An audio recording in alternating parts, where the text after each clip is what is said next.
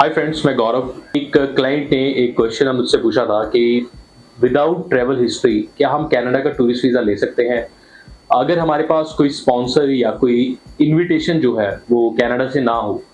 तो क्या वीज़ा लिया जा सकता है? आई थिंक बहुत सारे लोगों का ये डाउट होता है। कनाडा में अगर आप टूरिस्ट वीज़ा पे जाना चाहते हैं तो आपको क्या किसी और कंट्री में पहले विजिट करना इम्पोर्टेंट है या नहीं? आपको पासपोर्ट के ऊपर पहले छोटी कंट्रीज के आपको वीजाज लेने हैं, ट्रेवल करना है उन कंट्रीज में, देन आप एलिजिबल होते हैं कनाडा टूरिस्ट वीजा के लिए। तो ये जो क्वेश्चन है, तो आज इसके ऊपर हम डिस्कशन करेंगे। आपको मैं बिल्कुल फैक्ट्स के साथ बताऊंगा, बिना किसी ट्रैवल हिस्ट्री के और बिना किसी इनविटेशन या स्पॉन्सर के आप जो है कनाडा में कैसे टूरिस्ट वीजा आप ले सकते हैं। देखिए, अब हमारी लाइफ में कुछ ना कुछ फर्स्ट टाइम जरूर होता है। अब आप इंटरनेशनल अगर आप ट्रैवल करना चाहते हैं, आपकी ट्रैवल हिस्ट्री नहीं है और आप सोच रहे हैं कि हम कनाडा में अप्लाई करें, तो यहाँ पे मैटर क्या करता है? तो सबसे पहले जो मैटर करता है वो आपका एक्चुअल पर्पस ऑफ ट्रैवल क्या है। आप कनाडा में क्यों ट्रैवल करना चाहते हैं, कौन सी कंट्री से आप बिलोंग करते हैं, कौन सी कंट्री से आप ट्रैवल करेंगे कनाडा। उसके बाद आप करते क्या है, आपकी एज क्या है, आपकी एजुकेशन क्या है, जॉब स्टेबिलिटी क्या है, आपकी कितने फाइनेंशियल रिसोर्सेज हैं आपके पास, आपकी टाइज क्या है आपकी अपनी कंट्री में, आपका स्टेबल करियर है या नहीं, फाइनेंशियली उतने साउंड है या नहीं, स्टेबल है या नहीं आप फाइनेंशियली। तो ये चीजें मैटर करती हैं। तो अगर आप ये सारी रिक्वायरमेंट्स जो है अगर आप फुलफिल करते हैं तो आप विदाउट ट्रैवल हिस्ट्री और विदाउट इनविटेशन भी आप कनाडा का टूरिस्ट वीजा ले सकते हैं। अब मैंने ऐसे बहुत सारे केसेस अपनी लाइफ में देखे हैं जिन लोगों ने जो है वो बहुत सारी कंट्रीज में ट्रेवल किया हुआ है, 10-10, 15-15 कंट्रीज में ट्रेवल किया हुआ है, लेकिन उन्होंने कनाडा का जब टूरिस्ट वीजा अप्लाई किया और उनका जो है वीजा वो डिनाई हो गया।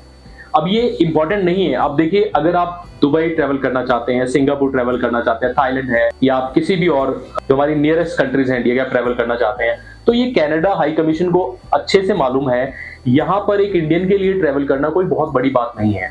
आप इजीली वीजा लेकर के आप ट्रेवल कर सकते हैं। बट वो आपकी ट्रेवल हिस्ट्री में क्या देखना चाहते हैं। अब जब आप टूरिस्ट वीजा अप्लाई करते हैं तो उसमें एक ट्रेवल हिस्ट्री का भी क्वेश्चन आता है, have you ever been to any other country except Canada. तो उसमें आप यस या नो आपको भरना होता है और फिर उसमें आपको डिटेल प्रोवाइड करनी होती है कि आप कौन कौन सी कंट्रीज आपने ट्रेवल किया है। मतलब वीजा ऑफिसर जो है वो जानना चाहता है कि आपकी ट्रेवल हिस्ट्री क्या है। तो इसका मतलब ये नहीं है कि अगर आपकी ट्रैवल हिस्ट्री होगी तभी आपको जो है वीजा मिलेगा। वो जस्ट ये जानना चाहता है कि आप कितने ट्रैवल हॉलिक हैं। आप जो अपना पर्पस ऑफ ट्रैवल आप बता रहे हैं कि तो आप उससे पहले भी आप कोई कंट्री आपने ट्रैवल किया है, दैट्स इट।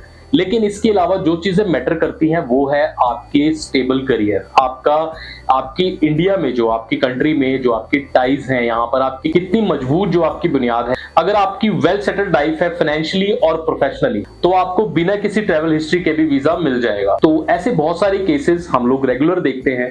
मैंने अपने करियर में ऐसे बहुत सारे लोगों को जो है टूरिस्ट वीजा लेकर के दिया है कनाडा का, जिनका ट्रैवल हिस्ट्री से कोई लेना देना नहीं था और बिना किसी इनविटेशन के सिंपल होटल बुकिंग्स पे एक अच्छी सी ट्रैवल आइटनरी बना के जो है कनाडा का टूरिस्ट वीजा अप्लाई किया। डॉक्यूमेंटेशन बहुत मैटर करता है। आपके पास जो आपके डॉक्यूमेंट्स हैं, जो आपकी टाइज हैं, जो रीजन है आपको कनाडा ट्रैवल करने के बाद जिसकी वजह से आप इंडिया में वापस आएंगे, दैट मैटर्स अ लॉट। तो अगर आप कनाडा टूरिस्ट वीजा अगर बिना ट्रैवल हिस्ट्री के अप्लाई करना चाहते हैं तो आप बेफिक्र होकर अप्लाई कीजिए और इन सब चीजों का आप ध्यान रखें। So thank you so much, all the very best.